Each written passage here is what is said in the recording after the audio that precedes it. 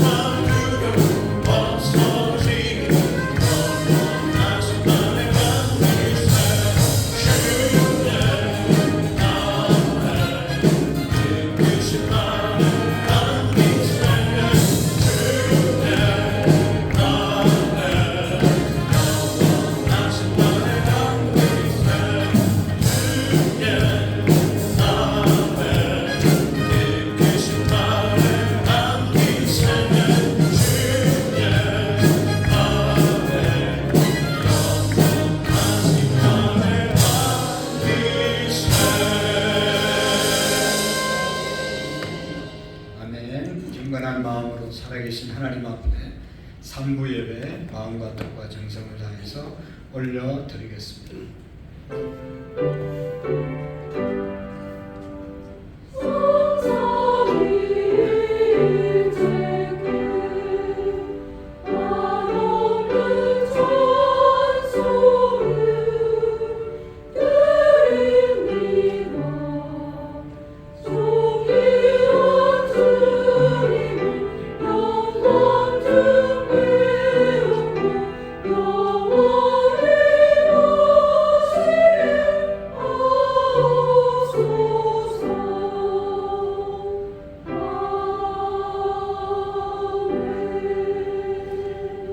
너희는 마음에 근심하지 말라. 하나님을 믿으니 또 나를 믿으라. 내 아버지 집에 거할 곳이 많도다. 그렇지 않았으면 너희에게 일렀으리라. 내가 너희를 위하여 거처를 예비하러 가노니 가서 너희를 위하여 거처를 예비하면 내가 다시 와서 너희를 내게로 영접하여 나 있는 곳에 너희도 있게 하리라. 하나님은 영이시니 예배하는 자가 영과 진리로 예배할지니라. 아멘. 사랑의 하나님 아버지, 계속되는 무더위 가운데서도 우리의 건강을 지켜주시고 우리의 믿음을 지켜주셔서 하나님 앞에 나와 3부 예배로 영광 돌리게 하심을 감사합니다.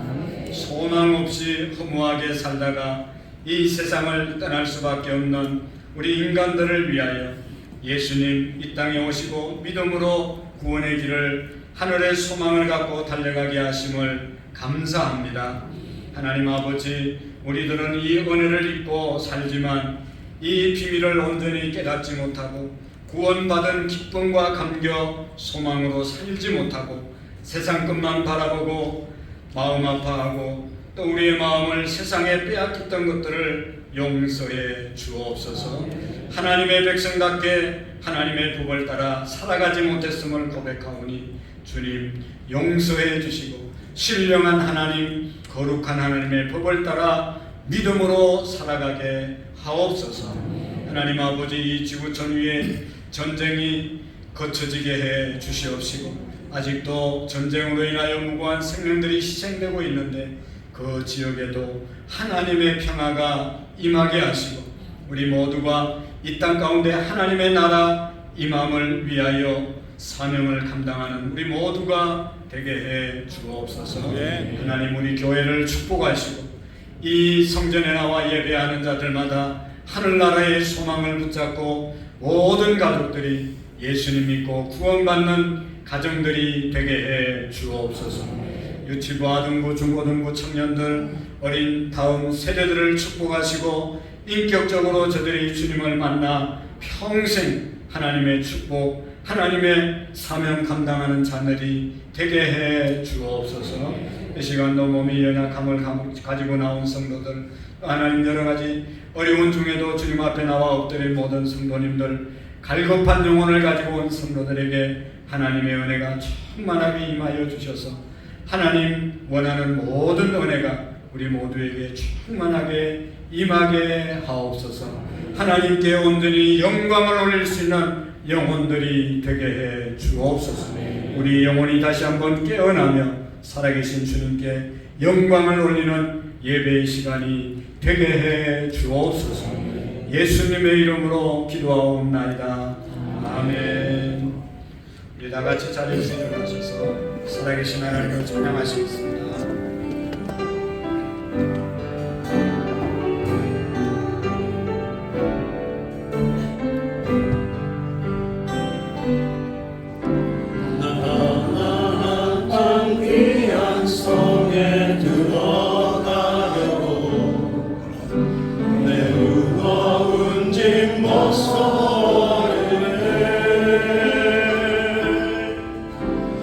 주께 다시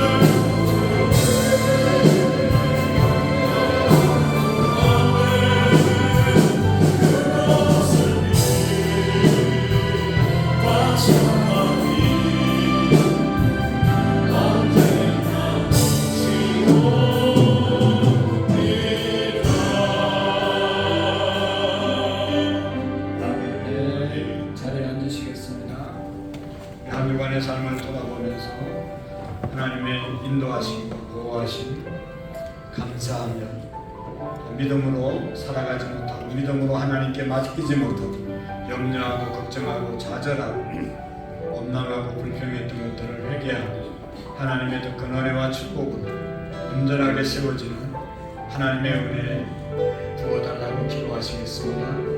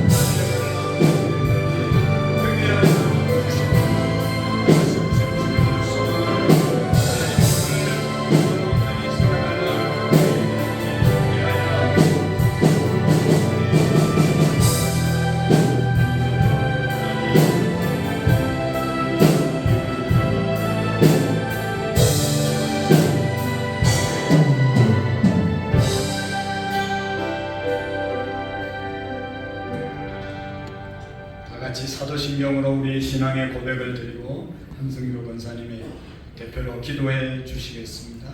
나는 전능하신 아버지 하나님 천지의 창조주를 믿습니다.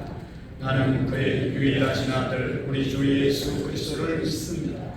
그는 성령으로 잉태되어 동정녀 마리아에게 나시고 본디오 빌라도에게 고난을 받아 십자가에 못 박혀 죽으시고 장사된 지 사흘 만에 죽은 자 가운데서 다시 살아나셨습니다. 하늘에 오르시어 전능하신 아버지 하나님께는 계시다. 오늘도 살아있는 자와 죽은 자를 오십니다. 나는 성령을 믿으며 거룩한 공교회와 성도의 교제와 죄를 사하는 것, 공의의 말과 영생을 믿습니다. 아멘. 내 영혼이 여호와를 즐거워하며 그의 구원을 기뻐하리로다. 아멘. 존귀와 영광과 찬양을 받으시기에 합당하신 하나님 아버지, 귀하고 복된 날 부족하고 연약한 자녀들이 구원의 기쁨으로 모여 마음과 정성을 다해 영광의 주님을 예배하게 하심을 진심으로 감사를 드립니다. 오늘 드려지는 이 모든 예배 가운데 성령님 임재하여 주셔 머리 숙인 각 심령 가운데 회개의 영을 부어주셔 우리의 죄악을 철저하게 고백하며 선포되는 하나님의 말씀을 삼가 듣고 깨달아 지키며 진리 가운데 거하는 삶을 살아가도록 인도하여 주시옵소서.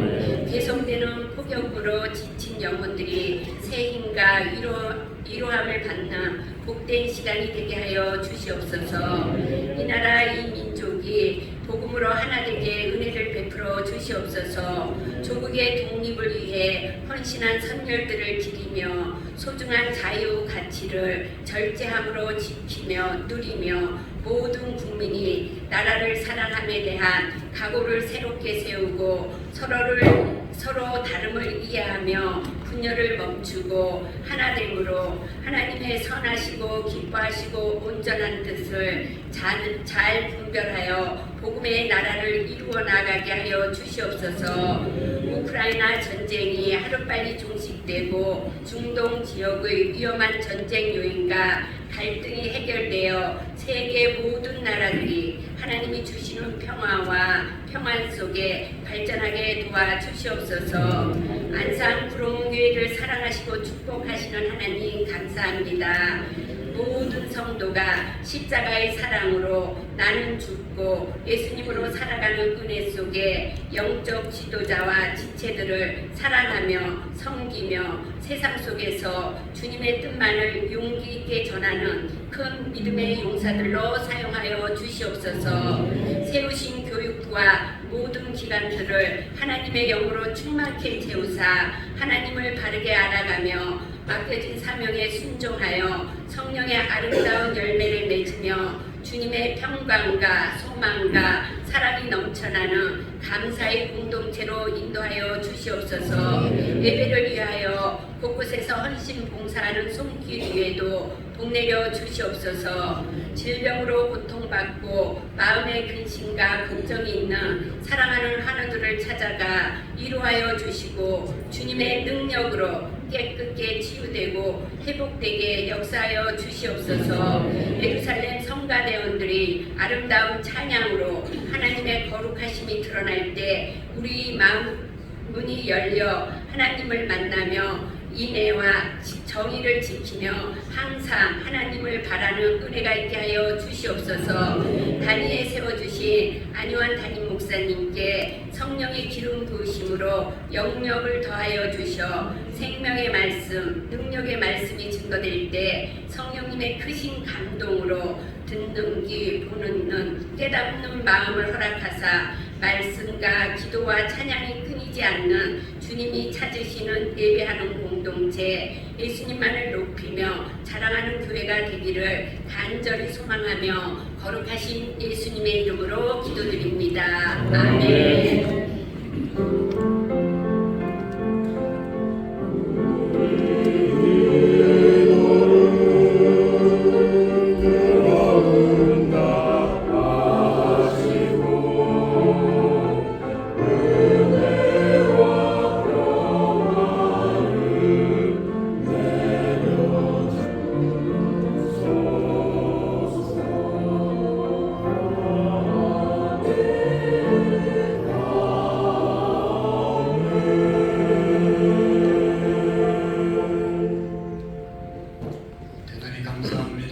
오늘 우리에게 주시는 하나님의 말씀 같이 보도록 하겠습니다. 신약 성경 중에 마태복음 13장 44절 말씀 우리 다 같이 3번 같이 읽으시고 또 일주일에 이 말씀 묵상하시면서 천국을 소유하고 소망하는 우리의 믿음이 되시기를 바랍니다. 44절 다 같이 시작. 천국은 마치 밭에 감추인 보화와 같으니 사람이 이를 발견한 후 숨겨두고 기뻐하며 돌아가서 자기의 소유를 다 받아 그 밭을 사느니라. 천국은 마치 밭에 감추인 보화와 같으니 사람이 이를 발견한 후 숨겨두고 기뻐하며 돌아가서 자기의 소유를 다 팔아 밭을 샀느니라. 천국은 마치 밭에 감추인 보화와 같으니 사람이 이를 발견한 후 숨겨두고 기뻐하며 돌아가서 자기의 소유를 다 팔아 그 밭을 샀느니라. 아멘. 찬양대 찬양으로 하나님께 영광 드리겠습니다.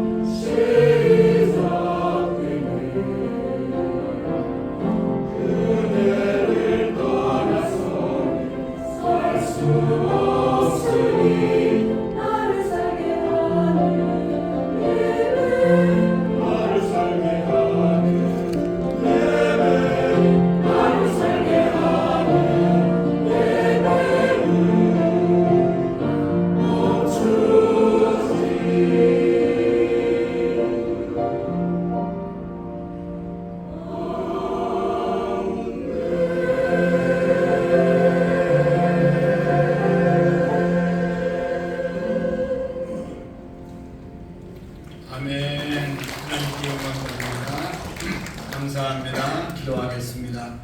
하나님 아버지, 오늘도 예배의 자리로 멈추지 않고 달려올 수 있도록 은혜 주심을 감사합니다.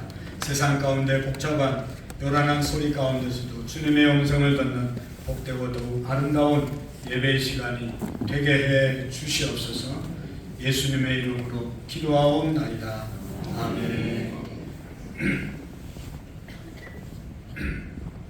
사랑하는 성도 여러분, 노란 고무신이라는 이야기를 알고 계세요? 노란 고무신. 그 이야기는 이런 이야기입니다. 강원도 아주 산골에 1950년도에 상수라는 사람이 살고, 어린아이가 살고 있었습니다. 상수에게 자기 큰아버지가 노란 고무신을 선물해 주었습니다. 그래서 이 노란 고무신을 선물 받아서 얼마나 좋은지 신고 다닐 수가 없었어요. 그래서 늘 아끼고 사랑하고, 그래서 가슴이 붓고, 사람들이 있을 때는 어떻게 했겠어요? 신고, 사람 없어 벗어서 푸는 그런 심정을 아세요, 여러분? 제가 1960년도에 태어났는데 70년도 제가 어릴 때도 고무신, 새 고무신은 정말로 귀했습니다. 요즘은 뭐 고무신 특별한 일이 있으면 신고, 그렇지 않으면 안 신지만 1950년도에 고무신 그 선물 받았다는 건 굉장한 겁니다. 그래서 강원도 산골에 그 아이가 그거 그냥 좋아가지고 그냥 귀하게 여기는데, 어느 날 내과에서 고무신을 닦았습니다. 내과에서 고무신을 닦다가 그 고무신 한 짝이 그냥 확 떠내려가는 거예요. 고무신을 왜 그렇게 잘 떠내려가는지. 저도 어릴 때 고무신 많이 붙잡고 다녔어요. 툭 떠내가는데 그냥 그 어린아이가 떠내려가는 고무신을 따라서 그거 건지려고 계속 따라가다가 계속 못 건지고 계속 내려가다가 그냥 저녁 때가 되어버려서 강이 있는 쪽으로 다 왔어요. 더 이상 어떻게 할 수가 없으니까 저녁이 되었습니다. 정말로 안타깝게 이제 그 어린아이가 다시 자기 집을 찾아갈 수가 없었습니다. 그래서 그때부터 고아 아닌 고아가 돼서 평생을 불행하게 살았습니다. 세월이 여러분 흘러서 초로의 노인이 된 상수는 텔레비의 이산가족 찾기 프로그램에 출연을 했습니다. 나와서 붉은 눈물을 툭툭 흘리면서 그때 상황을 이야기를 했습니다. 그런데 놀라운 것은 그의 형님이 텔레비를 보고 있다가, 그 프로그램을 보고 있다가 딱 자기 동생인 것을 알아보았어요. 그래서 방송국에 전화를 해서 만나게 됐습니다. 가족을 찾게 됐습니다. 그래서 지금까지 지나온 얘기를 쭉 들으니 자기 어머니는 자기가 그렇게 나가고 난 다음에 한 달 있다가 세상을 떠났다는 거예요. 자기 아들 그렇게 고아로 만들고 너무너무 마음이 아파서 마음에 병이 생겨서 시름시름 앓다가 돌아가시고, 50년 만에 만난 아버지는 치매가 걸려가지고 자기 아들을 알아보지를 못하는 거예요. 본인도 수많은 세월이 흘러서 그냥 할아버지가 된 이 상수는 아무 말도 하지 못하고 가족의 얘기를 듣고 형님의 얼굴을 보면서 눈물을 줄줄 흘렀다는 그런 실화입니다. 여러분, 참으로 기가 막힌 이야기가 아닙니까? 그 노란 고무신, 그게 뭐라고? 그거 잡으러 가다가 더 소중한 것을 잃어버린 상수의 이야기이지 않습니까? 여러분, 생각해보면 오늘 우리 주변에 이런 분들이 종종 있는 것을 볼 수가 있습니다. 노란 고무신처럼 별것 아닌 것 붙잡으려고 내달리다가 정말로 소중한 것 잃어버리고 사는 많은 사람들이 있습니다. 저희 집사람 친구 중에 한 자매가 있었는데 결혼식 때도 와서 잘 도와주고 있던 그런 자매였는데 등산을 그렇게 좋아했어요. 그래서 교회 가자고 하고 전도하고 하면 아가씨 때 자기는 산하고 결혼했다고 등산을 그렇게 열심히 다녔어요. 뭐 등산에 가니까 얼마나 좋겠어요. 근데 어떻게 된지 아세요? 등산 가서 실족해서 죽었습니다. 얼마나 마음이 아프죠. 등산이 좋고 등산하면 유익한 것이 많지만 등산이 목숨을 바꿀 만큼 그렇게 소중했나 말이죠. 사랑하는 성도 여러분, 무엇이 가장 소중하고 무엇이 우리에게 있어서 가장 가치가 있는 것입니까? 무엇이 가장 소중하고 무엇이 가장 가치 있는 것이냐 하는 것입니다. 이 세상에는 허탄한 일에 열심을 내는 사람들이 너무나 많이 있어요. 사실 지나고 보면 별것 아닌데 우리의 모든 것을 빼앗기는 사람들, 그러면서 살아가는 사람들이 많이 있습니다. 그러다가 언제 깨닫는가 하면 죽을 때 돼서 죽음 앞에 봉착해 있을 때, 그때 내가 인생을 잘못 살아왔다, 잘못 쫓아왔다, 여태까지 쫓은 노란 고무신 한 짝 때문에 내 소중한 것을 잃어버렸다 라고 하는 한탄하는 사람들, 후회하는 사람들을 우리가 보게 됩니다. 사랑하는 성도 여러분, 우리 인생에 있어서 가장 소중한 것이 무엇입니까? 우리는 그 소중한 것을 안다고 그것을 붙잡고 지금 그것을 붙잡기 위해서 노력하고 달려가고 있다고 말합니다.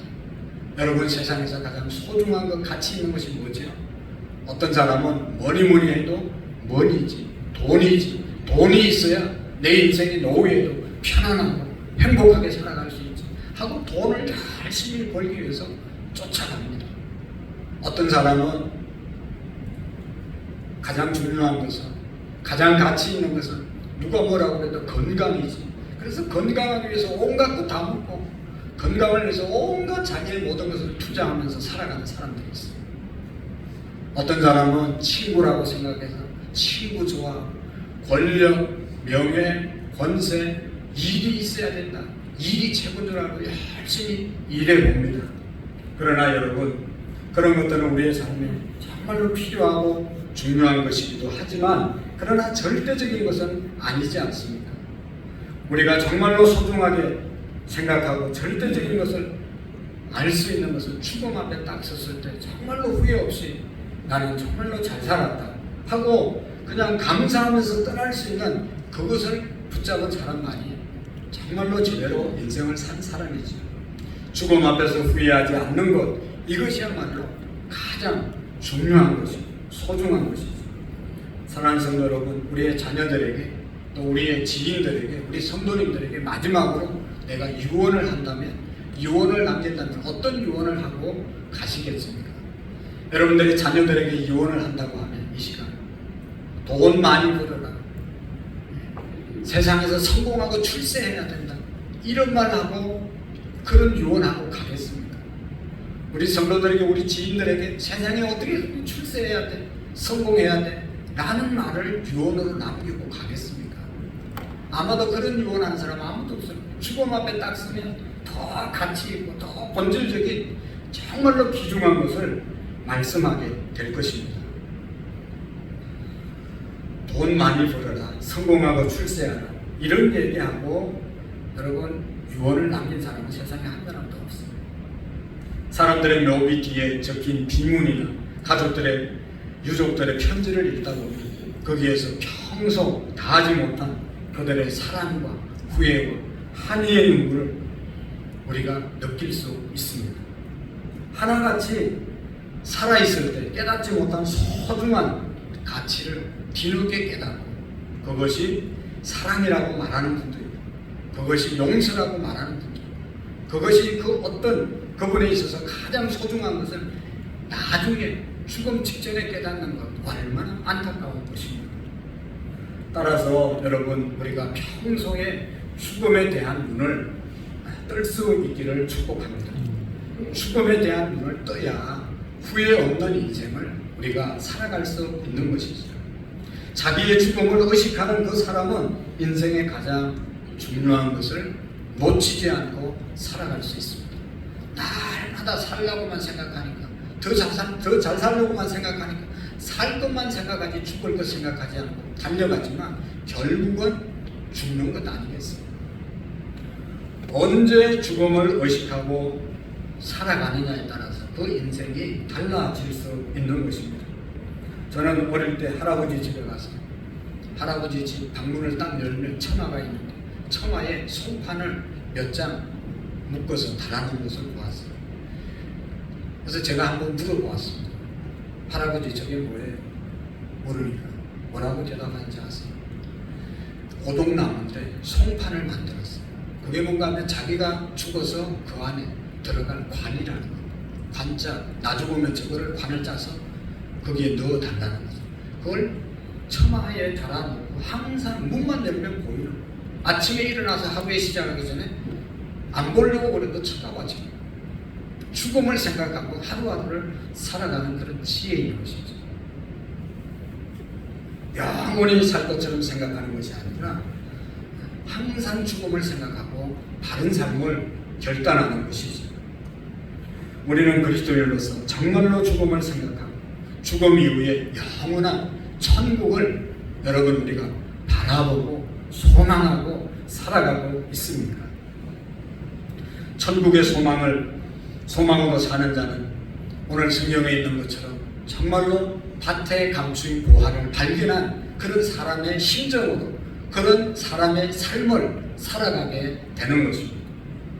천국을 소망하는 사람은 그렇지 않는 사람과 발견하지 못한 소망이 없는 사람과의 삶은 천지 차이인 것이죠. 여러분 상상을 해보세요. 옛날에는요, 오늘 성경의 배경이 그런 겁니다. 보화, 우리 집에는 보화 다 있죠. 어디에 감춰두고 사시죠. 뭐 금괴를 사고 그 안에 넣는 사람도 있을 것이고, 뭐 어디든지 여러분들이 가장 소중하게 여기는 보화를 감춰둔 곳이 있지 않겠습니까? 옛날에는 그 보화를 가지고 있다가 전쟁이 자주 일어나기 때문에 전쟁이 일어나서 전쟁에 지면 그냥 빼앗기는 거죠. 적들이 쳐들어오면 그냥 빼앗기는 거죠. 그래서 이것을 보관하기 위해서 자기만이 아는 것을 숨겨두는데 어떤 사람은 자기 밭에 가서 그 보화를 그냥 땅을 파고 묻어두는 거죠. 그러다 전쟁이 끝나서 살아있으면 다시 자기 것이 되지만 전쟁통에 주인이 죽어버리면 그것이 그냥 묻혀버리는 것이죠. 오랜 세월 지나다가 어떤 사람이 밭을 갈다가 그것을 발견하면 여러분 금값이 얼마 전에 최고점을 찍었다고 하는 것을 제가 뉴스에 보았는데 금덩어리를 그냥 괴짝서 발견했으면 얼마나 마음이 흐뭇하고 기쁘겠어요. 이거 하나에 얼마씩 하지? 그게 막 한짝 들은 것을 내가 발견했다. 그럼 가슴이 막 두근두근 뛰지 않겠어요? 지금 하나씩 드린다고 그러면 얼마나 기분이 좋겠어요? 그걸 내가 지금 발견해서 그걸 지금 가지면 자기가 사고 싶은 거, 자기가 해결하고 싶은 거 다 가질 수 있는 그 보화를 내가 지금 발견했다. 다른 사람은 아무도 모르고 나만 알고 있다. 너무 마음이 기쁜 거예요. 그래서 집으로 싹 돌아가서 자기가 가진 모든 재산 다 정리해서 주인에게 가서 이 땅 파십시오. 그래서 그 땅을 사는 것 아니겠어요? 땅을 사는 동시에 그 안에 묻혀있는 보화를 자기가 갖게 된 것이죠. 마음이 얼마나 기쁘겠어요? 얼마나 행복하겠어요? 그리고 얼마나 만족하겠어요? 천국을 소유한 사람, 천국의 소망을 갖고 사는 사람은 이와 같다는 것이죠. 모르는 사람은 그냥 살지만 천국의 보화를 발견한 사람은, 천국의 소망을 붙잡은 사람은 늘 천국 보화를 발견한 사람과 그런 기쁨과 그런 세상의 모든 것들을 우리가 별로인 것처럼 생각하며 살아갈 수 있다는 것입니다. 우리가 정말로 천국의 이 소망을 붙잡기 위해서 얼마나 노력하고 그 소망을 붙잡은 자의 심정으로 오늘도 살아가고 있습니다.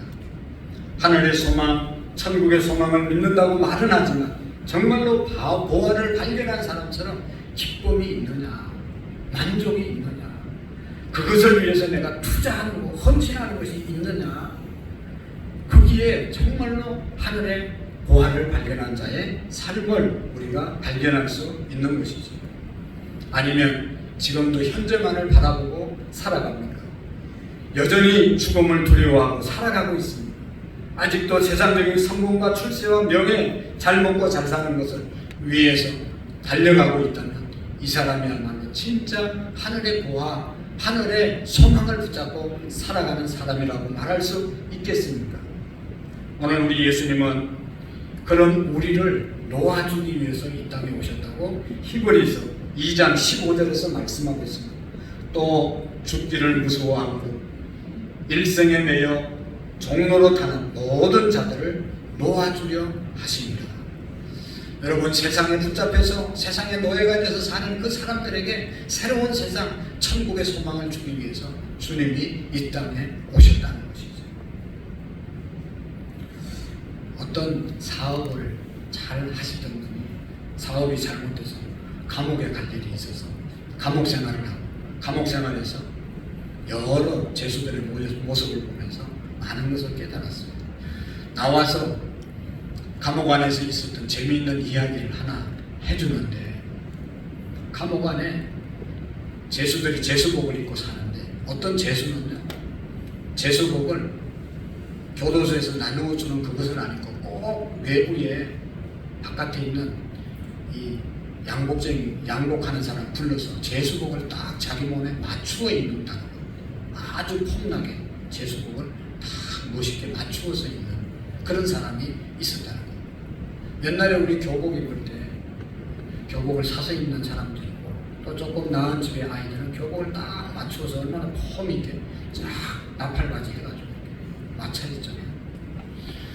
이 사람이 볼 때 죄수복을 그냥 외부에서 이 사회에 있는 그 재단사를 불러서 그렇게 맞추어서 죄수복을 입을 그 이유가 있을까?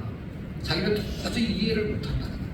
아니, 죄수복을 그냥 죄수 표시로 입는 것이고 그냥 자기 몸만 가리면 되고 그냥 그러면 되는 것이지, 무슨 죄수복을 돈을 들여가지고 그걸 다시 맞춰 입냐 말이죠. 도저히 이해를 못했다는 거예요. 근데 그 죄수복을 맞춰 입는 그 사람은 왜 그렇게 죄수복을 맞추고 있느냐 하면, 그 사람은 바깥에 나갈 소망이 없는 사람, 평생 그 감옥 안에서 그렇게 죄수복 입고 살 사람. 여러분 생각해 보세요. 한 달 뒤에 1년 뒤에 나갈 그런 죄수가 무슨 죄수복을 맞추고 있겠어요? 감옥 안에서 평생 살고 나갈 희망이 없는, 소망이 없는 사람은 그렇게 죄수복을 맞추어서 입더라는 것입니다. 여러분, 얼마나 안타까운 일입니까? 사랑하는 성도 여러분, 어쩌면 오늘날 천국을 모르고 세상을 사는 이 세상 인생들이 바로 이런 모습일 수도 있겠다는 것이죠. 마치 감옥과 같은 세상은 내 집이 아닙니다. 우리가 가야 할 곳은 영원히 살고 하나님의 나라가 아닙니까? 사랑하는 성도 여러분, 우리는 이 세상을 떠나야 하고 생명의 아버지가 기다리는 영원한 천국, 그곳이 우리의 보장인 줄, 가야 할 곳임을 믿으시기를 바랍니다. 그날이 자꾸 다가오고 있습니다. 여러분이 인생이 뭡니까? 생로병사라고 말하지 않습니까? 태어나면 늙고, 늙으면 병들고, 병들면 가는 것이 인생입니다. 아이고, 나는 아니라고 생각하지만 너나 없이 다 지금 아픈 곳이 있는 분은요, 병들은 거죠. 죽을 징조를 우리에게 보여주는 겁니다. 아무리 애써도 우리는 누구도 이것을 피해간 사람은 아무도 없어요. 생로병사가 인생입니다. 죽음이 자꾸만 다가오고 기다리고 있는 것이죠. 사랑하는 성도 여러분, 우리 모두가 다 오늘 예배 드리는 모든 분들은 천국 갈 수 있기를 축복합니다. 가기 싫으세요? 축복합니다. 아멘이죠. 그럼 지금 다 갈까요? 네. 다 가자는 사람 별로 없어요. 점심 먹고 가야죠. 지금 이남선이 지금 점심하고 나갔는데, 점심 먹고 저녁 먹으면 저녁 먹고 가야 돼요. 저녁 먹으면 또다시 또 한 번 더 먹고 가야 돼요. 어떻게 되겠어요? 천국이 좋다는 것은 알지만 지금 당장에 가라고 하면 당장에 가고 싶지 않는 곳이에요. 왜 그렇겠어요? 솔직히 말해서 돈 있고 건강 있고 세상도 살만하기 때문에 여기에 더 살고 싶다는 것이죠. 여러분, 휴가 어디 좋은 데 다녀오셨습니까? 좋은 곳에 가서 야, 여기가 천국 같다 말하지 마. 몰라서 하는 얘기지. 천국은 그거보다 훨씬 더 비교할 수 없을 정도로 좋은 곳입니다. 천국이 뭐 좋은 카페, 좋은 어디 경치적으로 그 정도 되면 천국이라고 말할 수 없는 것이죠. 천국은 정말로 우리가 세상의 어떤 것과 비교할 수 없어 좋은 곳이 천국인 줄로 믿습니다. 근데 중요한 것은 왜 그곳에 가려는 마음들이, 지금 급하게 가려는 마음들이 없습니까? 그 천국을 우리는 실질적으로 경험하지 못했기 때문에, 실질적으로 보지 못했기 때문에 이 세상에 머물려고 하는 것이죠.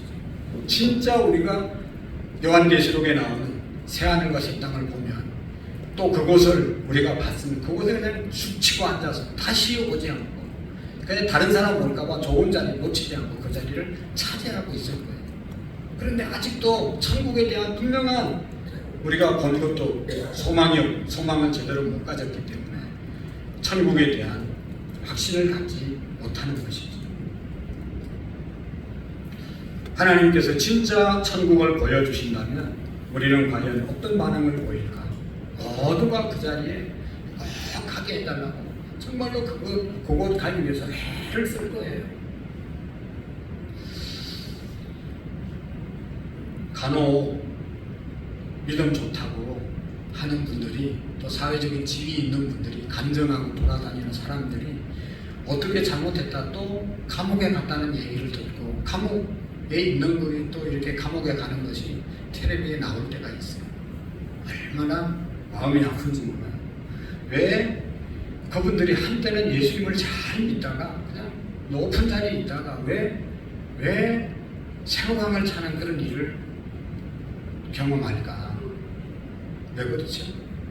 일단 좋은 환경으로 올라가니까 좋은 지위에 올라가니까 그 좋은 자리의 유혹과 그 이제 미련들을 버리지 못해서 그 유혹에 넘어가는 것이죠. 높은 자리가 제공하는 유혹을 이기지 못하고 넘어갔기 때문에 감옥에 가는 사람들이 있습니다.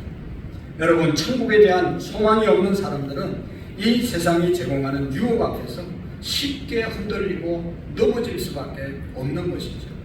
훗날 우리가 천국에 가서 자기가 행한 일들을 설명해야 한다는 사실을 분명히 알지 못하면 이 세상에 살면서 당하는 유혹에 넘어질 수밖에 없는 것이죠.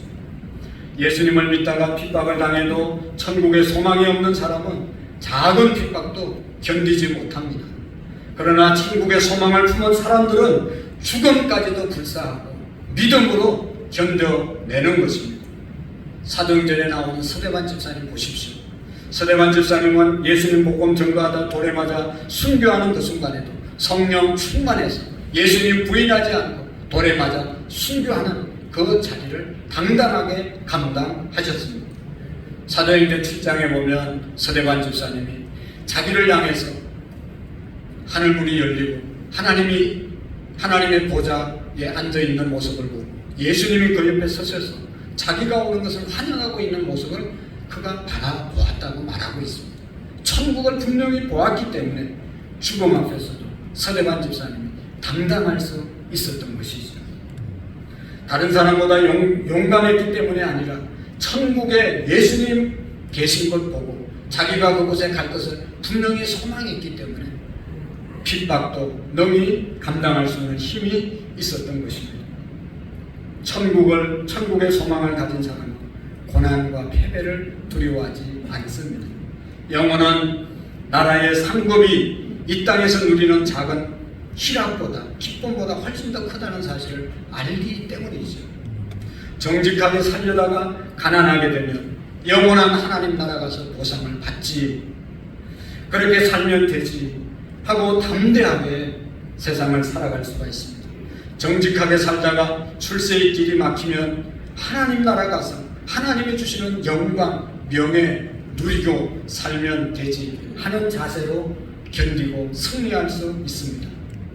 사랑하는 성도 여러분, 천국에 대한 소망은요, 죽음이 임박한 사람들의 사은품 같은 것이 아닙니다. 소망은 여기가 전부가 아니고 지금이 전부가 아니고 어떤 일이 있어도 우리의 믿음의 도래를 굳게 잡게 만드는 것이 하늘의 소망인 줄로 믿으시기를 바랍니다. 소망은 우리가 온전한 그리스도인의 삶을 살게 만드는 것입니다. 천국에 대한 소망은 우리를 이 땅에서 성결하게 살게 할 수 있는 힘이 되는 것이고, 천국에 대한 소망은 주님을 위해서 헌신할 수 있는 그런 소망이 되는 것입니다. 오늘 우리가 천국에 대한 눈을 뜰 수 있기를 축복합니다. 천국에 대한 눈을 뜨면 우리의 삶이 달라지는 것이죠. 여러분, 새가 보는 눈으로 보라. 조광도 있잖아요. 조광도. 새는 어디서 봅니까?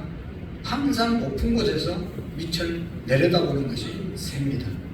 우리는 좌우를 살피고 위를 쳐다보지만 새는 위에서 쳐다보는 거예요. 밑에서 우리 교회 십자가를 보면 한참 쳐다봐야 됩니다. 저 어디 롯데 그 가장 높은 건물 잠실에 있는 그 건물을 쳐다보면 고개가 아프고 어지러워서 오랫동안 쳐다볼 수 없을 정도로 높은 100층 이상의 빌딩이 있습니다. 굉장하죠. 높은 산들이 있습니다. 높은 산을 쳐다보면 한참 봐야 되고 너무너무 웅장하게 보입니다. 그러나 우리가 아는 것처럼 비행기를 타고 공중에서 보면 아무리 높은 빌딩도 그게 얼마나 높은지 가늠을 할 수가 없어요. 별로 높게 보이지 않습니다. 큰 집, 작은 집, 큰 자동차, 작은 자동차 공중에서 보면 비행기 타고 가면 여러분 다 보셨죠? 성냥강만 하고 더 높이 올라가면 보이지도 않습니다. 하늘나라에서 보면 천국의 관점으로 보면 세상 별것 아니라는 것이죠. 세상 사람들 성령하는 사람들이 있잖아요. 얼굴에 주름을 피고 눈을 까고 얼굴을 골통하게 하려고 볼톡스를 맞고 별짓 다 하지만 아무도 관심 없어요. 여러분 누구 성형수술한 거 뭐 이렇게 보면 금방 압니까? 제가 아는 어떤 목사님은 자기 교회 장로님이 그 성형수술하고 뭐 그런 거 하는 장로님이 계십니다. 한번 보시라고 그래서 갔더만 뭣도 모르고 갔더만 목사님 얼굴에 너무 이 주름이 강해가지고 펴야 된다고 해서 그걸 펴주더래요. 그거 펴느라고 아파도 엄청나게 힘들어요. 근데 이게 한 번으로 끝나는 게 아니에요. 가끔 가야 된다. 가서 또 땡기고 해야 돼. 얼마나 힘들죠. 땡겼는지 폈는지 뭐 나는 전혀 모른다. 아주 친하고 앞에서 밥을 먹는데 뭐. 목사님 제가 좀 뭐 안 달라졌어요. 뭐가 달라졌어요? 자기만 달라진 거 알지 다른 사람은 봐주지도 않아요. 봐봐야 뭐 표시도 별로 안 해요. 그 얼굴이 좀 뭐 편다고 뭐 더 좋아지겠어요. 썰렁하네 여자들이. 보세요 여러분. 아내가 무슨 뭐 머리를 하고 뭐 하고 했는데 뭐 못 알아준다고 서운하다고 뭐 불평하는 분들이 있잖아요. 가장 가까이 있는 남편도 몰라봐요. 별로 안 쳐다봐요. 여러분 아무리 뭐 쌍꺼풀 수술하고 볼톡스 맞고 뭐 해도 별로 알아주는 사람 없어요. 자기 혼자 열등감에 지지고 볶고 하는 거지 다른 사람은 아무 관심 없어요. 쳐다봐 주지를 않아요. 여러분 우리가 천국의 눈으로 세상을 보면 별것 아니고 다 시시하다는 그런 말이에요. 그거 고쳐서 자기는 굉장한지 몰라도 다른 사람은 전혀 관심이 없고 고쳤는지 꼬맸는지 땡겼는지 폈는지 알 수가 없단 말이죠.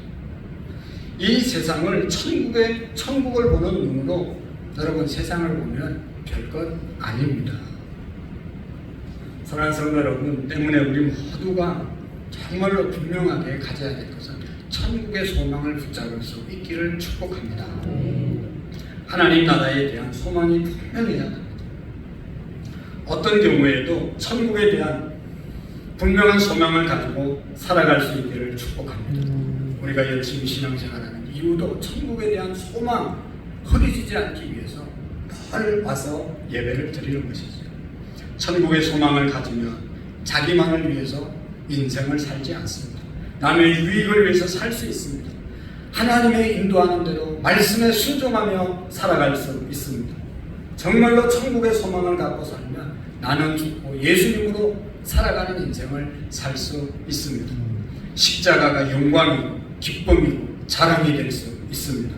천국의 소망을 가지면 주일날 예배드리는 것, 주님을 위해서 헌신하는 것, 힘든 일, 힘들다고 말하지 않습니다. 십자가의 삶은 곧 소망이 넘치는 삶이 되어지는 것입니다. 사랑하는 성도 여러분, 천국의 안목을 가진 사람은 세상 사람들과 전혀 다른 가치를 가지고 살게 되는 것입니다. 세상에 여러분 세상과 전혀 다른 고민을 하고 살아갈 수 있습니다. 세상이 흉내낼 수 없는 절제와 경건의 삶을 살아갈 수가 있습니다. 세상이 전혀 이해하지 못하는 담대함으로 세상을 살아갈 수 있습니다. 세상이 줄 수 없는 평안을 누리며 살아갈 수 있는 자들이 하늘의 소망을 붙잡고 살아가는 사람들입니다. 여러분 순천 애양원 교회가 있는데 그 교회를 목회했던 우리나라의 훌륭한 사랑의 원자탄 주인공이 손양한 목사님 묘가 있잖아요. 거기에서 목회를 했잖아요. 여수 순천 반란 사건 때 자기 두 아들 동실이와 동인이가 공산당 청년에 의해서 살해됐잖아요. 그런데 그 목사님은 그 사람을 용서하고 양자로 삼아서 공부를 가르치고 목사를 삼았습니다.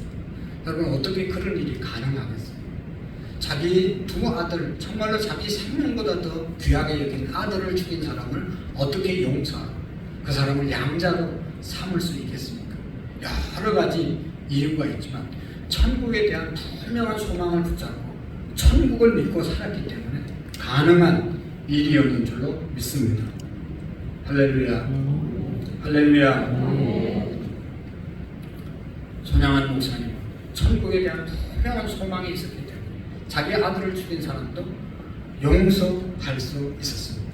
장례식 때 유명한 10가지 감사를 드렸잖아요. 두 아들 관 놓고 10가지 감사했습니다. 그 중에 하나가 두 아들 유학 가려고 다 준비해 놓았는데 유학보다 더 좋은 천국 가게 하심을 감사합니다.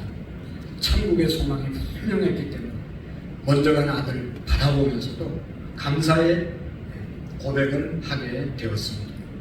손양한 목사님은 또 우리 신앙의 선배들은 늘 하나님 나라 주님 오심을 고대하고 살았던 신앙인들이에요. 그래서 손양한 목사님은 주님 고대가라고 하는 그런 복음성가를 지어서 불렀습니다. 옛날에 우리는 많이 불렀고 또 주님의 재림을 기다렸는데요. 가사를 한번 들어보시고 우리 한번 주님 고대가를 같이 한번 불러보는 시간을 갖도록 하겠습니다. 낮에나 밤에나 눈물 머금고 내 주님 오시기만 고대합니다. 가실 때 다시 오마 하신 예수님, 오 주님 언제 오시렵니까? 고적하고 쓸쓸한 빈들판에 희미한 등불만 밝혀놓고 오실 줄만 고대하고 기다리오니 오 주님 언제 오시렵니까? 먼 하늘 이상한 구름만 떠도 행여나 주님 오시는가 해 머리 들고 멀리 바라본 마음, 오 주님 언제 오시렵니까? 내 주님 자비한 손을 붙잡고 면류관을 벗어들고 찬송을 부르며 주님 계신 그곳에 가고 싶어요. 오 주님 언제 오시렵니까? 신부 되신 교회가 흰옷 입고 기름 준비 다 해놓고 기다리오니 도적같이 오시마고 하신 예수님, 오 언제 오시렵니까? 천년을 하루같이 기다린 주님, 내 영혼 당하는 것 볼 수 없어서 이 시간도 기다리고 계신 내 주님, 오 주여 이 시간 오시옵소서 하는 찬양을 잘 부르면서 우리 신앙의 성도들은 주님 나라 소망하고 주님 다시 오심을 기다리면서 신앙생활했습니다. 우리 한번 같이 불러보도록 하겠습니다. 방송실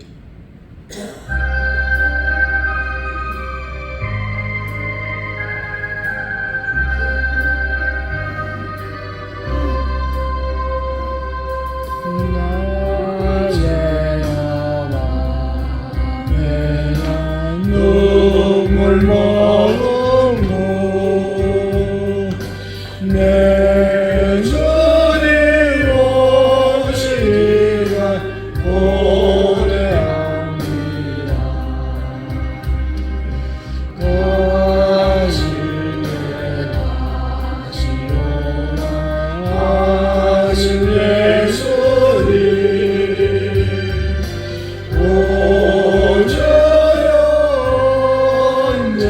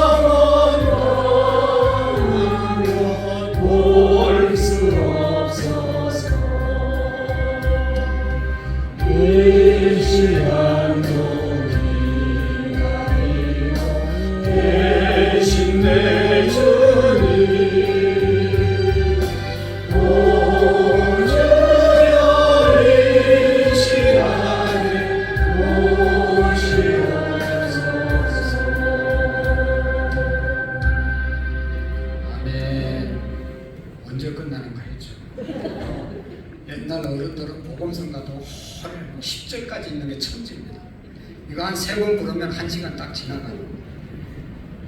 그냥 앉아서 이런 찬양 부르고 주님 오신 하나님 나라 소망 붙잡고 하루하루를 살았습니다. 여러분 진부합니까? 옛날 구닥다리 같습니까? 나는 죽고 예수로 사는 사람은 천국의 소망을 붙잡고 사는 사람들입니다. 여러분 중요한 것은 우리 모두가 죽어서 가야 될 하늘나라가 있다는 것을 소망하며 살 뿐만 아니라 더 중요한 것은 이제 주님 나라 이 땅 가운데서 우리가 이루면서 또 주님 오실 날을 우리가 정말로 깨어서 기다리면서 하나님 나라를 이 땅 가운데서 이루어 가셔야 합니다. 그래서 천국의 소망을 믿는 사람들은 어떻게 사는 사람들인가? 사명으로 사는 사람들입니다. 우리가 잘못하면 천국 소망 우리에게 주어졌다 그래서 일도 안 하고 천국 갈 것만 기다리고 현실 도피주의로 살아가는 사람들 이단입니다. 천국은 분명히 우리에게 있지만 그 소망을 붙잡고 살아가지만 오늘 하나님이 내게 주신 사명을 붙잡고 그 천국을 향해 달려가는 사람이 온전한 신앙의 생활을 하는 사람들입니다. 일제 말년에 한경도에 나남이라고 하는 도시에 한 여자가 미친 여자가 있었습니다. 미친 것처럼 해서 거지로 사는 그런 여자분이 있었습니다. 그러니까 여자가 미친 척하고 거지로 사니까 애들이 얼마나 놀랐습니까?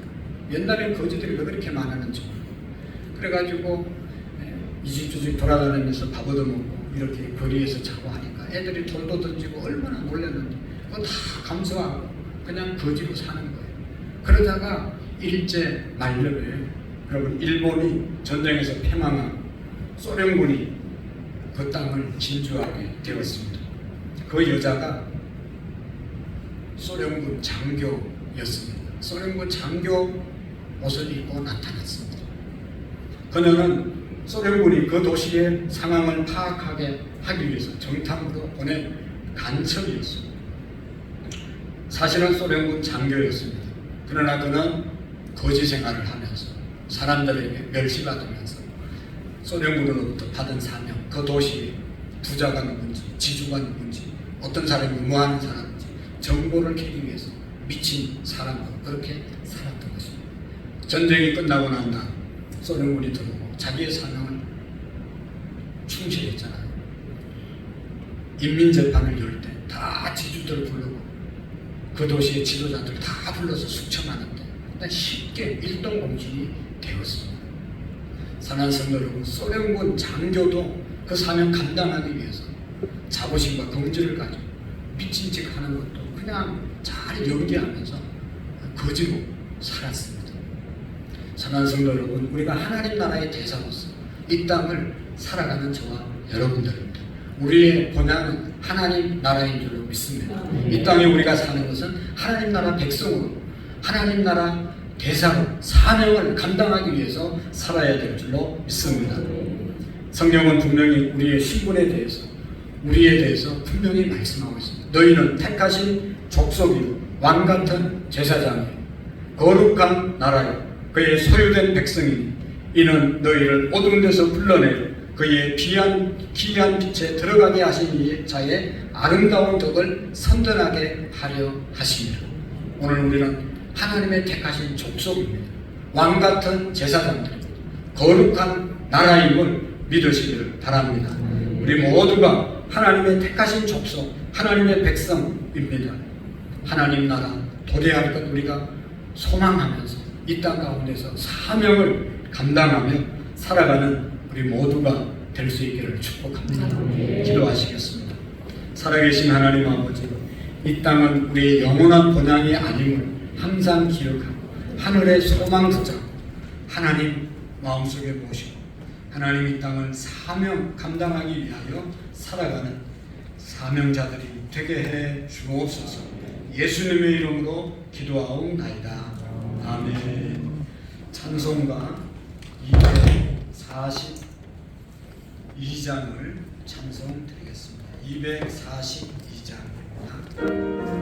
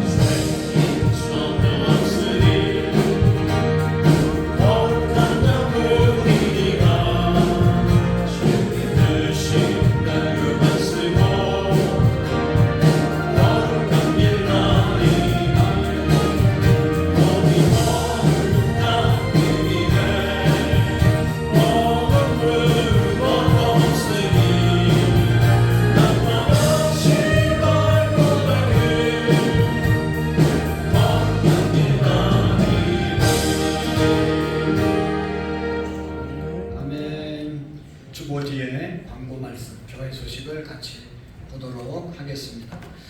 막바지 더위 잘 이기시고 다 건강하게 이제 가을을 맞이할 수 있기를 바랍니다.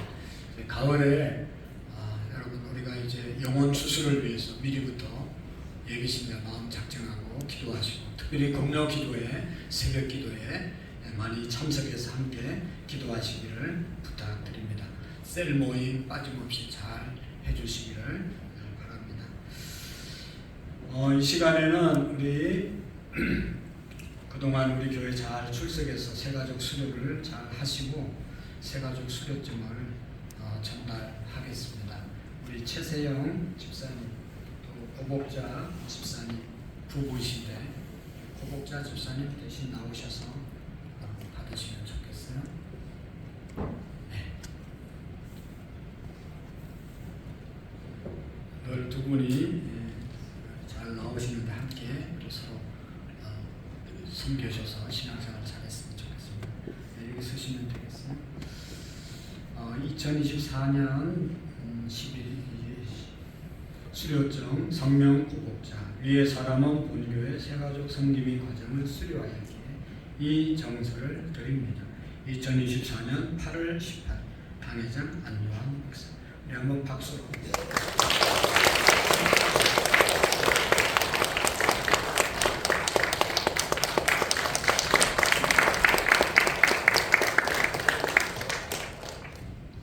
할렐루야. 네, 감사합니다. 우리 다 같이 자리에서 일어나셔서 마지막 찬양 서로 축복하면서 찬양 드리겠습니다.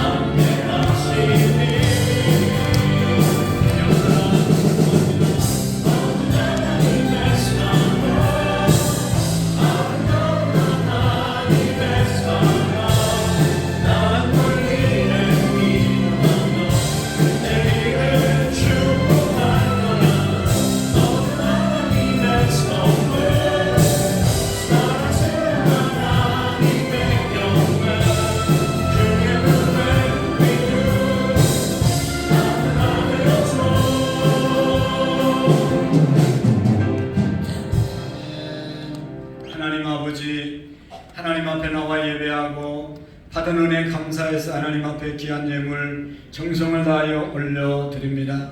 예물 통하여 하나님 큰 영광을 받으시고 쓰여지는 곳에 생명의 역사, 구원의 역사가 일어나게 하시고 드린 우리 모든 손길들 위해 하나님 천만 배로 채워 주시옵소서. 기도하옵기는 우리 모든 성도님들이 온전한 11조 생활을 승리할 수 있도록 도와주시옵시고 하나님 11조의 약속이 우리 모든 성도들의 가정에 이루어지게 하옵소서. 평일날 주일날 이름도 없이 빛도 없이 주를 위하여 헌신하는 모든 손길들 하나님 축복해 주시고 더 많은 것들로 풍성함으로 강건함으로 은혜 베풀어 주옵소서. 이제는 우리 주 예수 그리스도의 은혜와 하나님 아버지의 극진하신 사랑하심과 성령님의 교통하시고 역사하시고 충만하신 은혜가 하늘의 소망 붙잡고 사명으로 살기로 마음에 다짐하고 돌아가는 모든 성도님들 머리 위에 우리의 가정 위에 이제로부터 영원토록 함께 계시기를 간절히 축원하옵나이다. 아멘.